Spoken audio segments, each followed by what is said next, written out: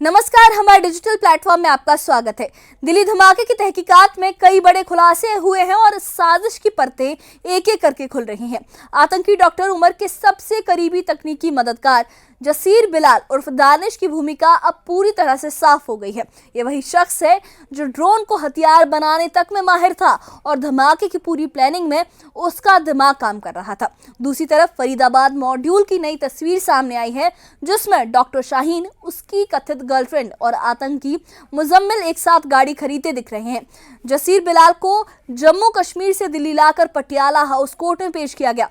कुलगाम में बीजेपी नेताओं ने उमर के वीडियो को सख्ती से गलत ठहराया, तो वहीं जम्मू कश्मीर के मुख्यमंत्री सीएम उमर अब्दुल्ला ने अपील की है कि जांच के नाम पर बेगुनाह कश्मीरियों को निशाना ना बनाया जाए। दिल्ली की अदालतों को मिली बम की धमकियां भी माहौल को और गर्म कर रही हैं। आखिर इस मॉड्यूल की जड़ें कहां तक फैली हैं, नए सबूत क्या बयान कर रहे हैं, पूरी खास रिपोर्ट देखिए।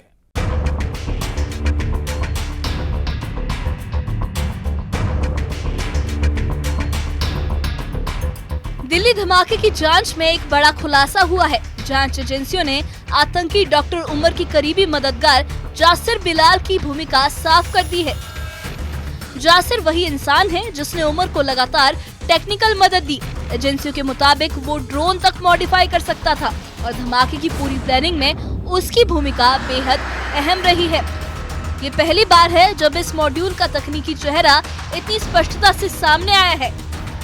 इसी साजिश के तार अब फरीदाबाद मॉड्यूल तक सीधे जुड़ रहे हैं। डॉक्टर शाहीन और उसकी कथित गर्लफ्रेंड के साथ आतंकी मुजम्मिल की नई तस्वीर भी सामने आई है, जिसमें ये तीनों एक कार खरीदते दिख रहे हैं।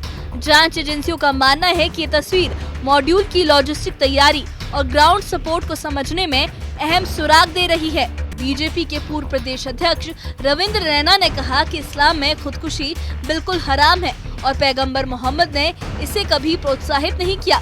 रैना ने इसे समाज और परिवारों को तबाह करने वाला कृत्य बताया। इसी मुद्दे पर बात करते हुए बीजेपी नेता सुनील शर्मा ने कहा कि आत्महत्या किसी समस्या का समाधान नहीं है और ये युवाओं को खतरनाक दिशा में ले जाती है। दोनों नेताओं का कहना है कि ऐसे वीडियो समाज में शांति के लिए गंभीर चुनौती है। सुसाइड बॉम्बर्स बनना ये कोई बहादुरी नहीं है, ये कायरता है, बुज़दिली है। नबी रहमत साहब भी फरमाते हैं कि सुसाइड करना गुनाह है, बुज़दिली है। काम करना है तो इंसानियत के भले के लिए करो, गरीबों, ज़ईफों, बेसहारा लोगों की मदद करो, खिदमत करो, खिदमत खलक के जज्बे से रहो, हुब्बुल वतनी के जज्बे से रहो। सुसाइडर बॉम्बर बन के आप बेगुनाह लोगों का खून बहाओगे? आप यकीन माने कि चंद लोग, चंद ही है ना, जो पूरे माशरे को खराब करते हैं, पूरे इलाके में बदअमनी फैलाते हैं। कम से कम उन लोगों का बाज आना चाहिए और जो उनको किसी भी तरह की स्पोर्ट में खड़े रहते हैं उनको भी अब बाज आना चाहिए। बहुत खून की होली खेली गई है कश्मीर में, अब ज्यादा बर्दाश्त नहीं। इस पूरी जांच पर जम्मू कश्मीर के मुख्यमंत्री उमर अब्दुल्ला ने भी प्रतिक्रिया दी है। उन्होंने कहा कि जांच के नाम पर बेकसूर कश्मीरियों को परेशान नहीं किया जाना चाहिए और सजा सिर्फ असल दोषियों को ही मिलनी चाहिए। मेहरबानी करके हर जम्मू कश्मीर के बाशिंदे को और खास हर कश्मीरी मुसलमान को शक के नजरिए से मत देखिए। जो इस हादसे के लिए और जो खासकर दिल्ली में ब्लास्ट हुआ है, जो उसके लिए कसूरवार हैं, उनको पकड़ के सख्त से सख्त सजा दी जानी चाहिए। लेकिन जो बेगुनाह लोग हैं, जिनका इससे कोई लेना देना नहीं है, जिन्होंने हमेशा जो है तशद्दुद और इस चीज़ के खिलाफ जो है अपनी आवाज़ बुलंद की, उनको मेहरबानी करके इस दायरे में मत लाइए। ये मैंने बात की है और उम्मीद करता हूँ कि इस बात पे अमल होगा।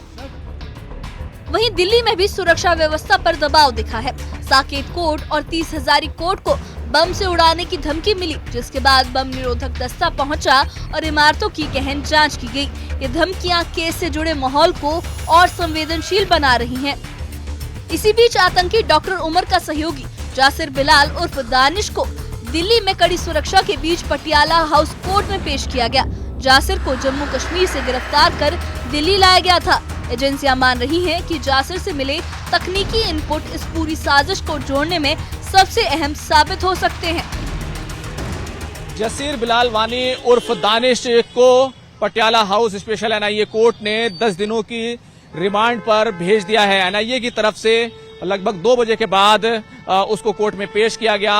लगभग 20 से 25 मिनट के करीब ये प्रोसीडिंग चली और इन कैमरा प्रोसीडिंग हुई है, यानी कि चाहे वो कोर्ट के रिपोर्टर्स हों या फिर दूसरे वकील हों या फिर कोई भी दूसरे आम लोग हों, किसी को भी कोर्ट के अंदर रहने की इजाजत नहीं दी गई थी, क्योंकि सिर्फ जो एनआईए के ऑफिशियल्स हैं या फिर जो अक्यूज के वकील हैं या फिर इस केस से जुड़े हुए जो लोग हैं, सिर्फ उन्हीं को कोर्ट के अंदर रहने की परमिशन थी। तो इन कैमरा प्रोसीडिंग हुई है और उसके बाद कोर्ट ने एनआईए की तरफ से तमाम दलीलों को सुना, तमाम आरोपों को सुना और उसके खिलाफ जो दानिश के खिलाफ तमाम सबूत हैं, उन तमाम सबूतों को देखते हुए एक बार फिर जो है कल की तरह ही जिस तरीके से आमिर रशीद को 10 दिन की रिमांड पर भेजा गया था, तो एनआईए को कस्टडी 10 दिनों के लिए फिलहाल दे दी गई है। इस पूरे मामले में आगे की जो कड़ियां हैं वो कहीं ना कहीं अब खुलकर सामने आएंगी कि किस तरीके से इसने उमर को टेक्निकल सपोर्ट दिया था, क्या ये ड्रोन बना रहा था, किस तरह के ड्रोन बना रहा था और उनको मॉडिफाई कर रहा था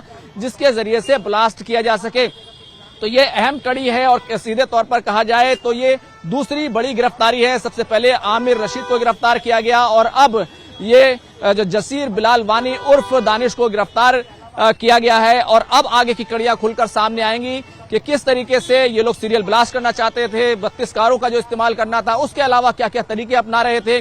और ये जो जसीर है इसके बारे में कहा जाता है कि ये जो ड्रोन है उनको मॉडिफाई करने की इसके अंदर महारत है, ये रॉकेट तक बनाने की कोशिश कर चुका था। तो अब एनआईए इससे आगे पूछताछ करेगी और कड़ी से कड़ी मिला करके इस पूरे नेक्सस को एक तरीके से एक्सपोज करने की जानिब मजीद आगे बढ़ेगी। नए वीडियो, नई तस्वीरें, गिरफ्तारियां और राजनीतिक प्रतिक्रियाएं, इन सबके बीच दिल्ली धमाके की जांच हर दिशा से आगे बढ़ रही है। एजेंसियों को उम्मीद है कि जल्द ही इस पूरे मॉड्यूल की असली संरचना सामने आएगी और इस साजिश की पूरी परतें खुलकर सामने आएंगी। Bureau report, news 18।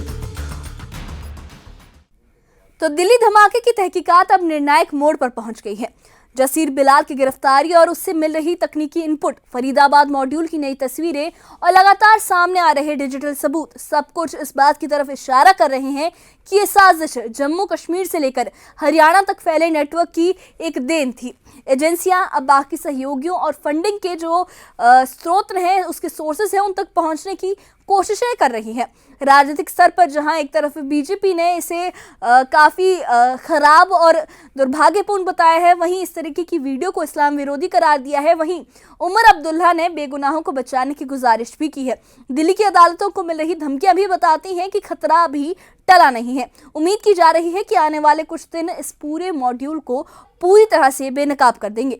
इस बारे में आपकी क्या राय है, हमें कमेंट बॉक्स में अपनी राय जरूर बताइए और इससे जुड़े अपडेट्स के लिए और ऐसी ही खबरों के लिए हमारे चैनल के साथ बने रहिए। हमारे चैनल को सब्सक्राइब करिए। शुक्रिया।